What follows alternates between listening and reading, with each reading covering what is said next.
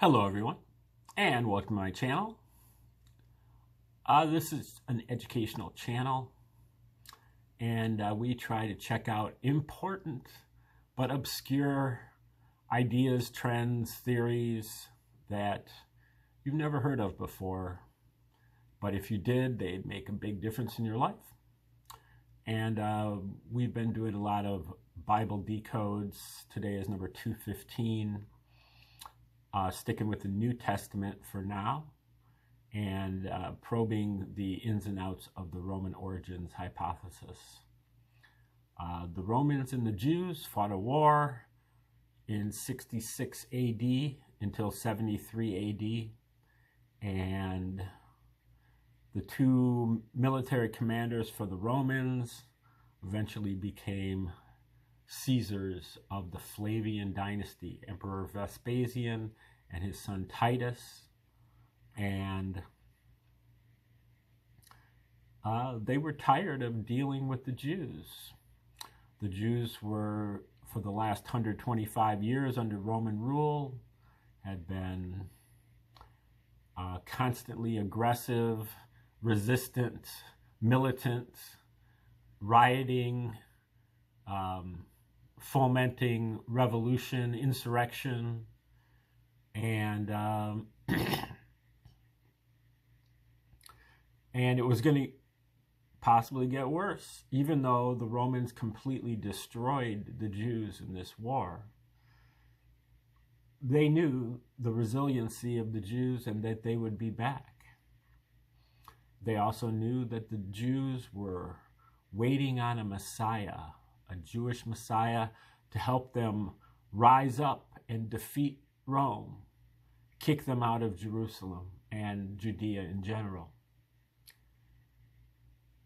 And so the Romans wrote a story about a Jewish Messiah who instead was a Prince of Peace and believed in rendering unto Caesar what is Caesar's, walking an extra mile with the Roman soldiers' pack, and turning the other cheek to oppression,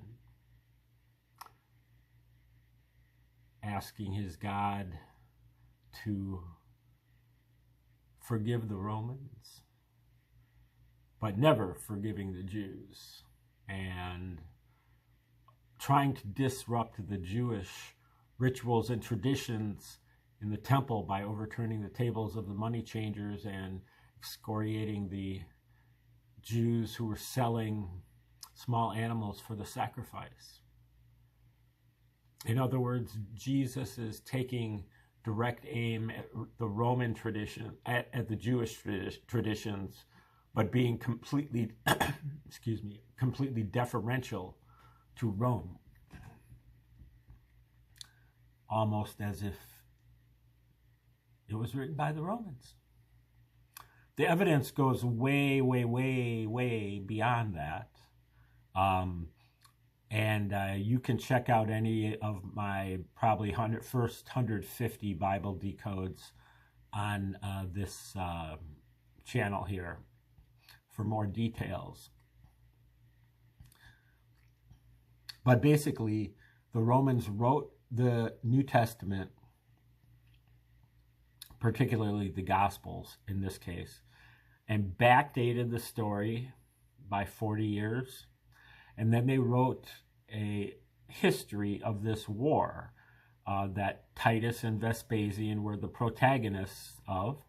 And they put that out, called Jewish War, 7 volumes, under the name of Josephus, who, according to his autobiography, was a member of the Flavian dynasty and a resident at Caesar's palace in Rome, as well as one of the court historians for the Romans. And he had gained the enthusiastic endorsement of Titus for the book. And if you look at War of the Jews, with your special glasses on, you will be able to see the incredible similarities linkages, parallels between War of the Jews and the Gospels. And you will have to come to the inevitable conclusion that whoever wrote Josephus also wrote the Gospels. And since we know where Josephus was coming from, then we also can assess where the Gospels are coming from, which is Rome. And then, the Romans have a very solid motive. This is exactly their method. They created a number of other religions in the first century for propaganda purposes or psychological operations. They also had a monopoly on censorship, publishing, and distribution. And the Gospels are written in Greek, as well as Josephus, written in Greek, which is the language of the commoner in Rome, while the elites were generally bilingual with both Latin and Greek. But then when you start to chart all of the parallels between the two, Michael Menescot's dug into the book of Luke and looked for parallels with Josephus and found over 250 of them. And he documented all of them in his book, Christianity's Origins as a Flavian Secrecy Cult, that I went over, that just came out less than a year ago. And I documented all of those on my channel here in previous videos, must be over 100 videos. And some of those parallels are extremely powerful and almost incredible in their intricacy and their detail orientedness, and they're well hidden, well engineered. Like, they put a lot of effort into this. But not only that, when you graph out the all of the parallels, you put a dot in every location. If you put the book of Luke on the vertical axis and War of the Jews on the horizontal axis, then you can see that the Romans actually signed their name to the book of Luke, because all the 250 dots of the correspondences make up 5 near perfect letters in Latin, APTVS. Now, the chances of that occurring by accident, coincidence, aren't. And so there were some shenanigans. Not exactly sure, but I just believe that the main purpose for the Romans to do it is to mellow out the Jews, to prune the Jews, or domesticate or tame the Jews, and also to mock them and ridicule them, and to get them to unknowingly worship Emperor Titus, because Titus is, if you read all of the prophecies that Jesus makes in the New Testament, they are fulfilled in the pages of War of the Jews. And Titus fulfills many of those prophecies, including the most important one where Jesus predicts the destruction of the Temple of Jerusalem, being torn limb from limb, or whatever the phraseology is. And that whoever, this is a marker of my second coming. And so Josephus wrote it so that Titus is the second coming of Jesus. So by trick, they're getting the Jews to actually worship Titus, where they would absolutely refuse to do so in the past. Another possible idea that was brought up by Ralph Ellis is whose work fits in very well with this, and who is definitely included as one of the progenitors of the Roman origins hypothesis. Even though he might not see it that way, but that they may actually be covering up the name of this guy Esos, King Esos from Edessa,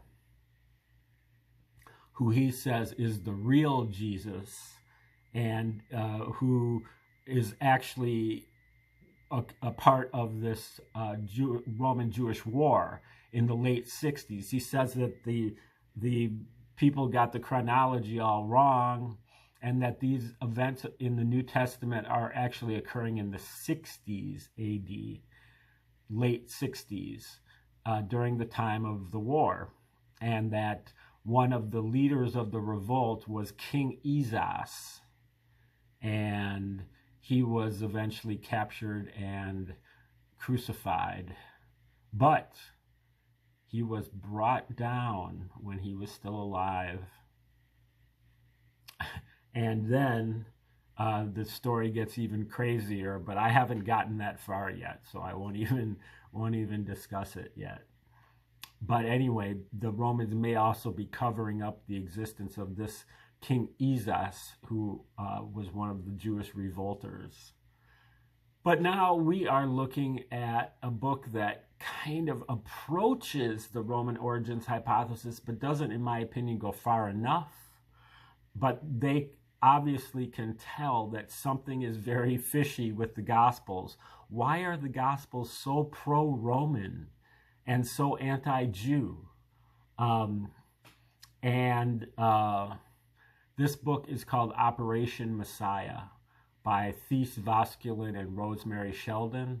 And their main hypothesis is that Paul, the epistle Paul, Saul, then Paul, was a Roman spy, an intelligence agent for the Romans. Now, so that's a real limited Roman origins hypothesis. They see the footprints all over Saul of him being a Roman agent, but they don't see the same kind of evidence when it's presented for Jesus. And so they don't see that this whole entire New Testament is the Roman the Roman psyop, not just Paul. And so so we're kind of looking at why they didn't get far enough, or maybe they did go far enough, and maybe this other theory goes too far. Who knows? But so we're in chapter, I think, 5, which is talking about Saul's, conversion to Paul at Damascus and what he's doing at Damascus. We can only guess at what Saul's charge was. If the group consisted of only a few people and the instructions included the taking of prisoners, then the team could not have taken more than 1 or 2 prisoners if their intention was to return them to Jerusalem. A larger number of prisoners would have been too difficult to control and would have created a severe security risk. If the plan was to capture a small number of dissidents in a hostile land, the objective may have been to obtain intelligence. Perhaps they were after a particular ringleader. They may have been after accurate information on the structure and size of the movement in Damascus that could not be detained by interrogating prisoners and the families of the dissidents in Jerusalem. One important question is whether Damascus had a significant independent community of Nazarenes within 3 years of Jesus' death. It seems more likely that this community was not very large. The need to infiltrate a tiny community would explain the small number of agents involved and the lack of preparations for the transport of prisoners. If the aim of the mission was to obtain intelligence, the information they wanted from one or two detainees must have been considered tremendously important. Important enough to risk the arrest of the agents. Considering the danger involved in operating in Damascus, they probably had a limited opportunity of 1 or 2 nights at the most to get what they needed. It had to be an operation in which the agents could move in and out of town quickly and capture a few troublemakers while minimizing the danger to themselves and preventing the Nazarenes from getting wind of their operation. They had to move fast and limit themselves to a small number of ringleaders who were of intelligence value. We have to keep another possibility in mind. The real purpose behind the trip may not have been to arrest anybody at all. The operation may have been planned to insert someone inside the movement or to provoke the movement into exposing itself. Accomplishing this in Damascus was important because the movement in Jerusalem probably already recognized the members of the local police and was therefore harder to infiltrate. This scenario fits the chain of events that ensued, since, as it would turn out, nobody was arrested in Damascus. The movement was to be infiltrated by an agent who came knocking. And this section is called the Journey of 34 CE. Sometime around 34 CE, or 34 AD, the small band of agents traveled to Damascus. By what means they traveled is not made clear. Legend has it that Saul was on horseback, but Acts does not mention this specifically. In a very perceptive article, one scholar has shown that Catholics overwhelmingly see Saul as falling off a horse because Renaissance painters showed him that way, while Protestants imagine him on foot. The fact that later generations believed certain things were based on artistic creations shows how our vision of Saul's activities can be affected by factors having nothing to do with Saul himself. Using horses is not such an unlikely choice. The distance between Jerusalem and Damascus is about 145 miles, so it is likely that the agents were on horseback. Otherwise, the trip would take too long, and if prisoners were taken, transporting them back would be difficult. Transportation of some kind would enable the team to move around quickly and make an escape, should the local authorities get wind of their presence. We are told that at some point along the way, Saul had a vision that resulted in his defection to the side of the Nazarenes. The story in Acts 9 is very unlikely, not merely because a dedicated persecutor under oath and orders suddenly seems to switch sides overnight, but because of the way his fellow officers respond, or rather fail to respond, to their colleagues' decision to join the enemy. On the spur of the moment, Agent Saul, supposedly because of a vision, defected to the enemy. His colleagues, however, never seemed to doubt his religious experience or to suspect that an ordinary medical condition may have caused him to lose his eyesight or his mind, if he actually lost either at all. His colleagues do not treat his actions as a criminal offense. They even aid him in contacting the enemy and do nothing to prevent him from going over to the other side, to the very same people they had supposedly come to arrest. If Saul really went over to the enemy after having gone blind, one would assume the rest of his team would have had their first prisoner, namely Saul. But they do not arrest Saul or even detain him. This might serve as a clue that arresting dissidents may not have been the only purpose of the trip, if it was the purpose to begin with.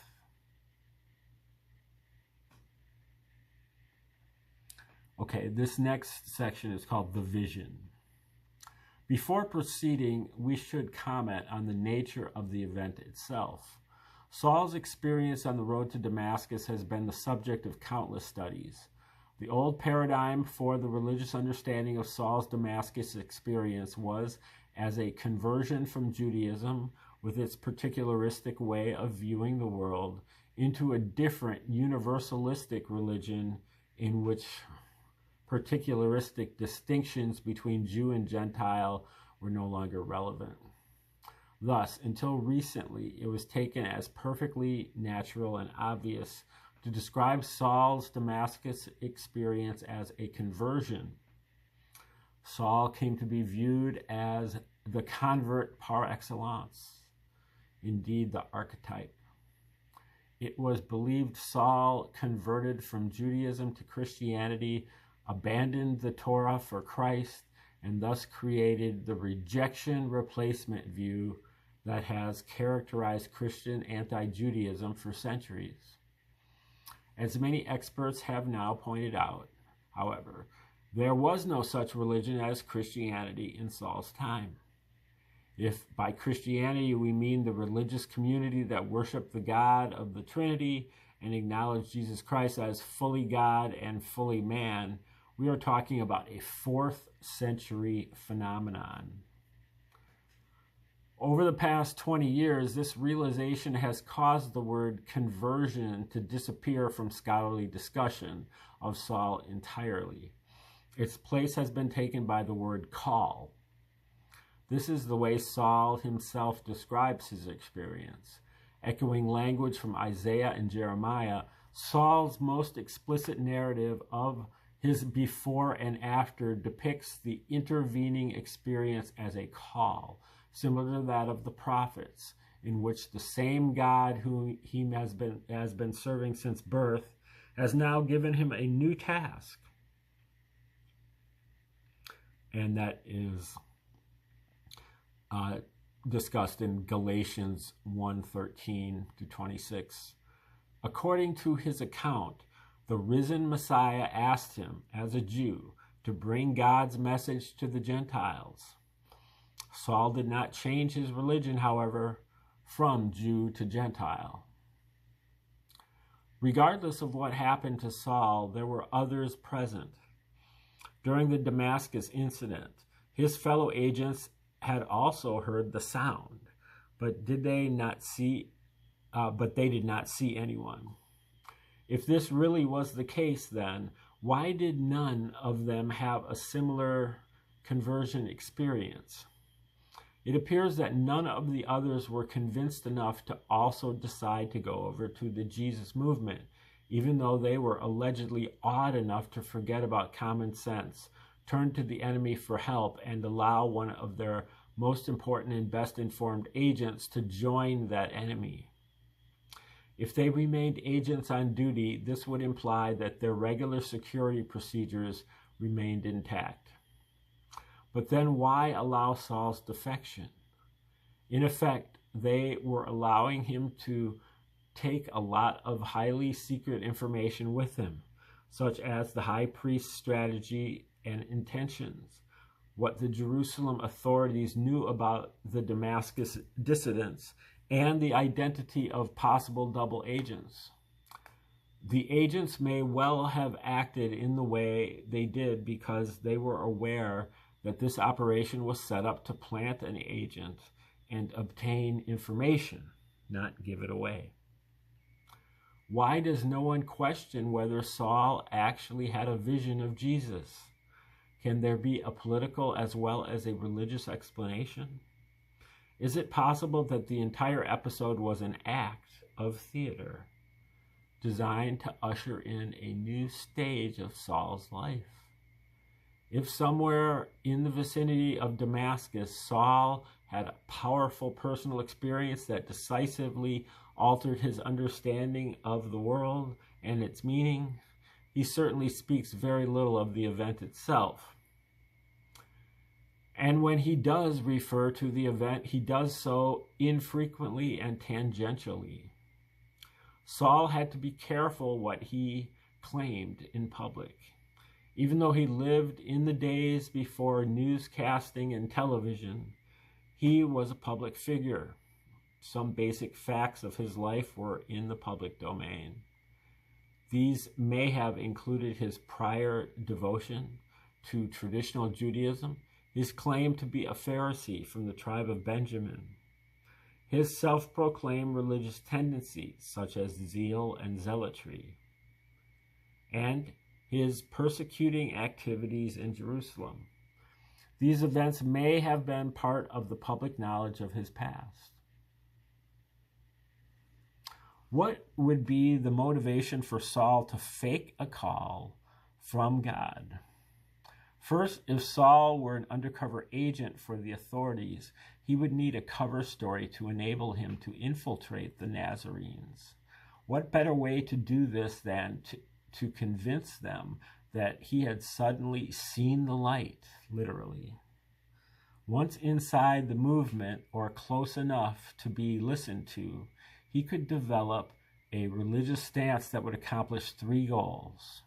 1, identify the extremist Nazarenes with the nationalistic tendencies who were a threat to the Romans and the temple establishment, and then have them eliminated. 2, draw the other Nazarenes away from the nationalistic tendencies of their more radical political members to divide the movement. And 3, appeal to a larger audience that would draw from both Jews and Gentiles and eventually outnumber the Nazarenes.